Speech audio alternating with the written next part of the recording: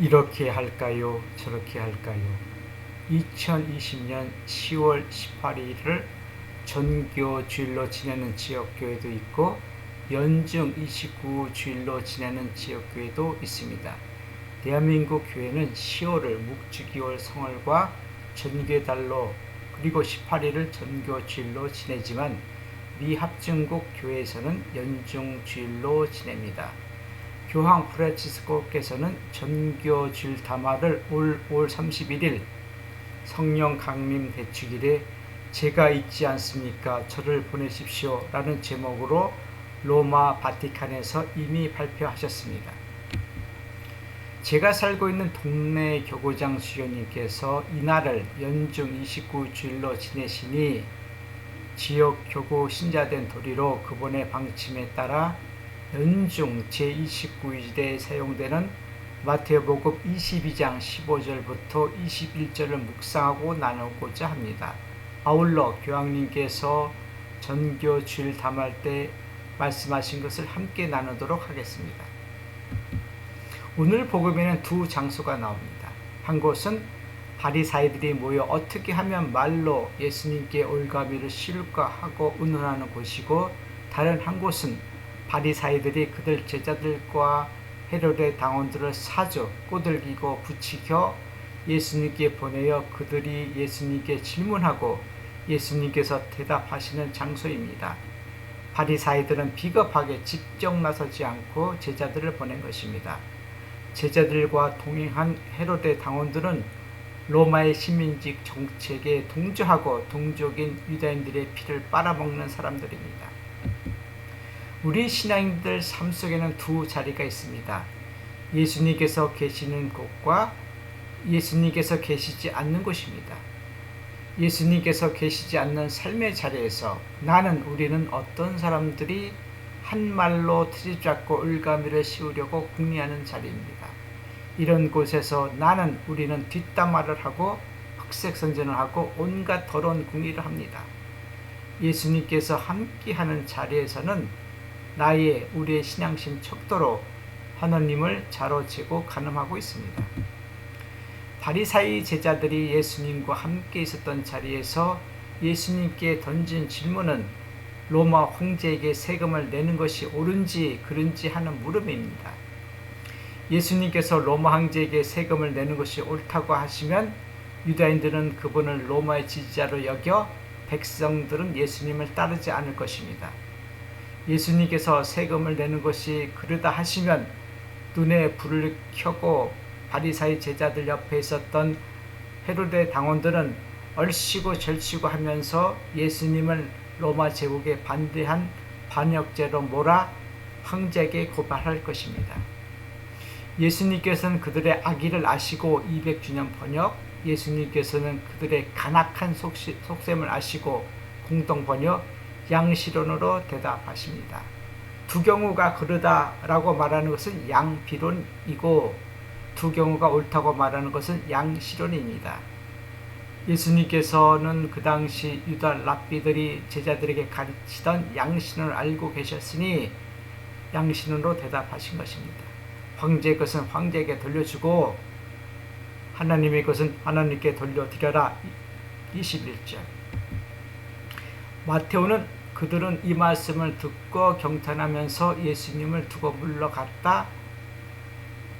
22절 라고 말하지만 미사 때 교회는 이 귀절을 미사 복음에 넣지 않습니다.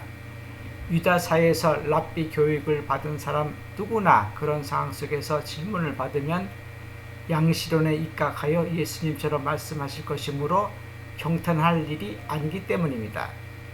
교회의 전례력을 만들고 전례 시기, 미사 때 어떤 성경을 사용하고 어떤 귀절을 넣고 뺄 것인가를 정한 사람들은 나름대로 치밀한 사고와 논리 구조를 가지고 있습니다. 어느 시대 어느 문화나 두 가지 경우가 서로 대립할 때 양시론으로 답하는 것을 더 좋다고 합니다. 조선 세종 때 영의정을 18년간 지냈던 황희가 퇴골하고 집에 있을 때 두 종이 서로 다투고 누가 옳은지 가려달라고 황희에게 묻습니다. 돌쇠 얘기를 들은 황희는 돌쇠가 옳다고 답합니다. 돌쇠와 다투던 마당새는 자기가 옳다고 말합니다. 그러자 황희는 이번에는 마당새가 옳다고 답합니다. 옆에 있었던 황희 부인은 돌쇠도 맞고 마당새도 맞으면 도대체 누가 잘못했냐고 하자 황희는 부인에게 당신의 말도 옳소라 합니다. 유다 사회는 양신론이 대세인데 우리나라 지식인들은 양비론을 좋아합니다. 양비론은 중립적이거나 객관적일 수 없습니다. 예를 들어 노사가 임금 문제로 노동자들이 파업을 하면 어떤 사람들은 두 집단을 비판합니다. 노동자와 사측이 둘 다 피해를 입은 것은 틀림없지만 더 피해를 받는 쪽은 노동자 측입니다. 파업이란 선택을 한 노동자에게 빌미를 제공한 사측은 비난을 받지만 결국 더 큰 힘을 가지고 있는 쪽으로 기울게 됩니다. 양비론이 대세인 사회는 건강한 사회가 아닙니다. 오늘 복음에서 마테오는 예수님께서 양신으로 마무리하였지만 무엇이 황제 것이고 무엇이 하나님의 것일까 하는 물음도 답도 하지 않습니다. 세금을 거두는 문제에서 바리사이들은 유다 백성들에게 성전세를 거두고 성전에서 환전을 통하여 이익을 보고 있었고 헤로데 당원들은 유다 종교 지도자들 정치적으로 견제하도록 로마로부터 경제 지원을 받았기에 어떤 것이 황제 것인지 어떤 것이 하느님의 것인지 관한 물음과 답변에서 단 한 걸음도 더 나가지 못한 셈입니다. 마르코 복음 7장에는 유대인들의 전통이 나옵니다. 너희는 누구든지 아버지나 어머니에게 제가 해드려야 할 것을 하느님께 바쳤습니다. 라는 뜻으로 코르반이라고 한마디만 하면 된다. 11절 라고 가르칩니다. 모세가 가르친 부모에게 효대하라는 십계명의 가르침을 부모께 드릴 것을 코르반이란 한마디로 하느님께 드리라고 유다 종교 지도자들은 그릇되게 백성들을 가르칩니다. 종교 지도자들이 잘못 가르쳐 부모들은 자녀들에게 받을 것을 종교 지도자들에게 빼앗기고 있었습니다. 앞서 말씀드렸다시피 예수님의 말씀과 가르침을 기록한 성경 신학은 그리스 문화의 이언론이 지배하는 사고방식과 논리방식으로 기록되어 있습니다. 황제에게 세금을 바치는 것이 옳은지 그른지라는 선택적 이언론은 대립과 갈등을 잉태하는 구조입니다. 이언론에 벗어나기 위하여 삶속 문화인 우리나라 정통 문화를 오늘날 삶 속으로 신앙인들 삶 속으로 끌어들여야 합니다. 삼재경이란 책을 들어보셨나요? 천자문은 들어보셨다고요? 우리가 아는 천자문은 4글자 259로 이루어진 위진남북조 시대 귀족 문화를 담은 책인데 우리나라 어린이들은 뜻도 제대로 모르고 외우게 합니다. 어린아이들이 이해하는데 내용도 어렵고 삶속 문화를 배우는데 별 도움이 되는 책이 아닙니다. 이와 달리 삼자경은 삶속 문화를 익히고 일치와 통합의 사고방식과 논리체계를 세우는데 더할 나위 없고 실상에도 도움이 되는 좋은 책입니다. 삼자경에서 삼자라 했으니 3글자로 이루어진 글이며 경을 붙였으니 많은 경전을 기초로 지어진 책입니다.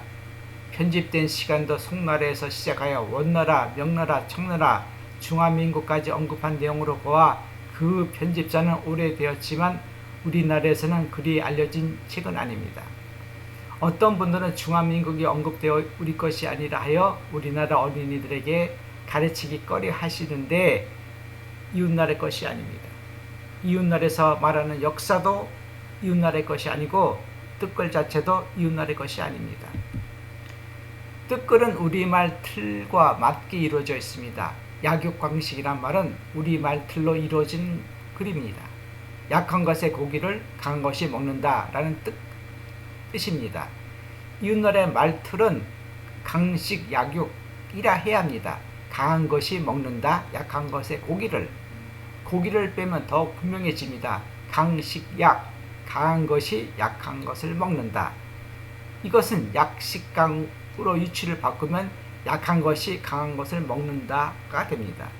이웃나라 글은 순서가 중요하지만 우리말은 조사가 있기 때문에 순서가 중요하지 않습니다. 약육강식은 우리말 틀에서 맞지만 이웃나라 말틀에서 벗어나는 것입니다. 양자 선택의 이 언론보다도 통합을 강조하는 삼수 문화는 우리나라 문화뿐만 아니라 중앙아시아 여러 민족들이 가지고 있었던 문화입니다. 이웃나라에서 펴낸 삼자경은 인지초 성본선으로 시작합니다. 제가 새로이 편집한 삼자경은 삼재자 천지인 삼광자 일월성으로 시작합니다. 이웃나라에서 가르치는 삼자경은 사람의 성은 선한가 악한가 하는 논쟁에서 시작합니다. 세 글자로 이루어진 삼수문화 구조를 처음부터 이 언론으로 잘못 가르치고 있습니다. 그래서 이웃나라 삼자경을 참고만 하시고 배우지는 마십시오. 삼자경에 나오는 삼재자 천지인 세 가지 바탕이 있으니 하늘과 땅과 사람이다. 삼광자 일월성 세 가지 빛이 있으니 햇빛과 달빛과 별빛이다. 세상에 빛은 햇빛, 달빛, 별빛이 있는데 밤에는 왜 달빛과 별빛만 비추고 있다고 느낄까요? 낮에는 왜 달빛과 별빛을 느끼지 못할까요? 낮이나 밤이나 햇빛도 비추고 달빛도 비추고 별빛도 비추는데 낮에는 햇빛이 달빛과 별빛보다 강하여 빛을 비춰도 우리가 보지 못하는 것입니다. 밤에도 햇빛은 비추고 있지만 햇빛을 보지 못하는 자리에 있기 때문입니다. 오늘 복음에서 바리사의 제자들과 헤로데 당원들은 세상 모든 것은 하나님의 것임을 알고 있었지만 이것을 말하지 않습니다. 하나님께 모든 것을 드리는 것이 옳은지 그른지를 묻지 않습니다. 가난한 사람들에게 하나님께서 맡겨주신 몫을 그들에게 돌려주는 것이 옳은지 그른지를 묻지 않습니다. 다만 로마 황제에게 세금을 바치는 것이 옳은지 그른지를 묻습니다. 하나님께서는 사람들에게 당신의 모든 것을 맡겨두셨습니다. 그러므로 하나님께서 사람들에게 맡겨두신 것을 사람들이 올바르게 되돌려 줄 것을 원하십니다. 하나님께서 우리에게 맡기신 것을 올바르게 되돌려 주는 것은 우리들이 할 일입니다. 세상 모든 것이 하나님의 것인데 우리가 맡아 가지고 있다가 하나님께 돌려드리고 황제에게 주고 가난한 사람들에게 주는 것입니다. 주려는 마음이 있다면 누구에게 주는 것이 무슨 문제겠습니까? 주려는 마음이 없거나 억지로 주게끔 만들기에 문제가 되는 것입니다. 사람들에게 억지로 빼앗는 것을 강탈 또는 약탈이라 합니다. 사람들이 줄 마음이 없는데 가진 이유로 억지로 바치게 한다면 하느님이나 황제나 가난한 사람들은 강탈하고 약탈하는 것입니다. 유다 종교 지도자들이 하나님을 사칭하면서 백성들의 마음을 빼앗았습니다. 모든 것은 하나님께 속한 것이고 이를 돌려드리는 것이 마땅하다는 그 마음을 사람들에게 빼앗았습니다. 오늘 복음에서 바리사의 제자들은 스승이 가르치지 못하는 가르침을 예수님께 청하여 했습니다. 루카복음서 10장 25절부터 37절에서 예수님께서 내 이웃을 내 몸같이 사랑하라고 가르치시자 율법고사는 누가 저 이웃입니까? 29절 하고 묻습니다. 예수님께서 착한 사마리아 사람의 이야기를 들려주시면서 율법 교사가 묻는 이웃을 스스로 알도록 가르쳐 주십니다. 그 사람에게 사랑을 베푼 사람입니다. 37절. 오늘 복음에서 누구에게 세금을 바치는 것이 중요한 것이 아니라 모든 것은 하나님의 것이요 나에게 우리에게 맡겨진 모든 것을 하나님께 황제께 가난한 사람들에게 원할 때 돌려주는 우리의 마음이 중요한 것입니다. 지난 5월 성림 강림 대축일 때 교황님께서는 전교 주일 담화를 발표하셨습니다. 성령이 나의 안에 우리 안에 내려 머무를 때 우리는 참으로 기쁜 소식을 이웃에게 전할 수 있습니다. 오소서 성령이시여 고맙습니다.